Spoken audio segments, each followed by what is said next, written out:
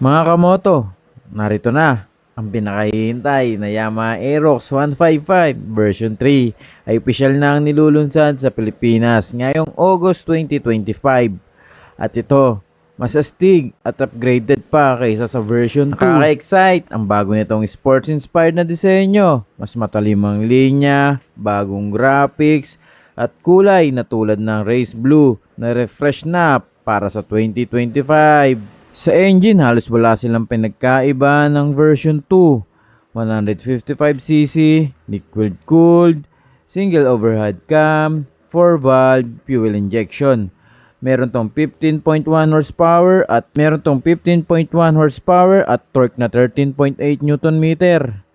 Transmission ay variable speed CVT para sa smooth na takbo. Halos lahat naman ng scooter natin ay naka CVT. Diagram ng chassis at footrest. Seat height 790 mm, ground clearance 145 mm, curb weight mga 124 kilograms. Suspension telescopic front, swing arm rear. Halos tulad lang din ng version 2. Halos parehas lang naman ang details ng engine ng version 2 at version 3. Meron nga lang itong mas modernized na graphics design, minor body panel change, updated color variants, refined ride feel, hindi official para sa lahat. Pero feedback ng ibang riders, okay naman.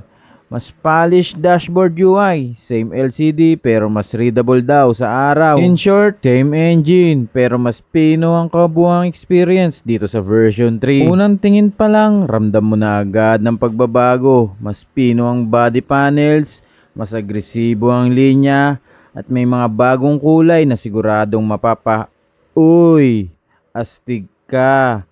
Kasama na dyan ang racing blue, matte black, at bagong design ng decals. Sa dashboard, may minor tweaks sa UI ng fully digital display. Mas malinaw kahit sa matinding sikat ng araw.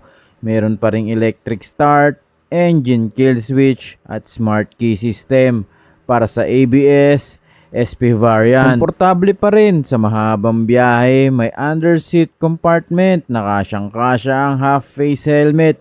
Syempre meron ding ABS sa top variant para sa safe kahit bigla ang preno. Sa likod, twin shock absorber at 14 inches tubeless tires para sa good grip. Ito nga yung pinaka-major na pinagbago dito sa ating version 3. Yung version 1 at version 2 naka-drum brake lang yung likod. Kaya kung galing ka sa drum brake setup, mararamdaman mo agad ang confidence sa preno. Lalo na kung lagi kang nagmamaneho sa ulan, paahon o may angkas. Ang front brake ay may single disc, 230 mm, habang ang likod naman ay nasa 200 mm disc. Kaya kung safety at performance ang hanap mo, ito na talaga. Sa high-speed scooter tulad ng Aerox, hindi sapat ang looks lang. Dapat may kagat sa preno.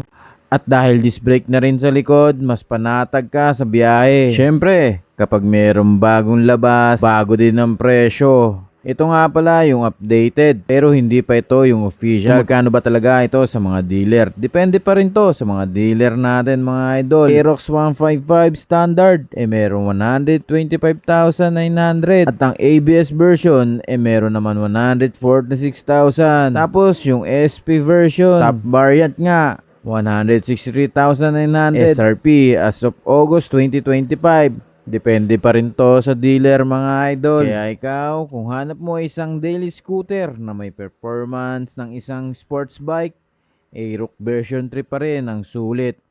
Wala mang bagong makina, pero ang refinements ng design, tech, at riding feel ang nagdala sa version na to. Ikaw, worth it ba para sa'yo ang bagong Aerox version 3? Comment mo na yan sa baba at huwag kalimutan mag-like, subscribe at share para mas maraming real talk moto content. Hanggang sa susunod mga kamoto, keep it revving, stay safe sa kalsada.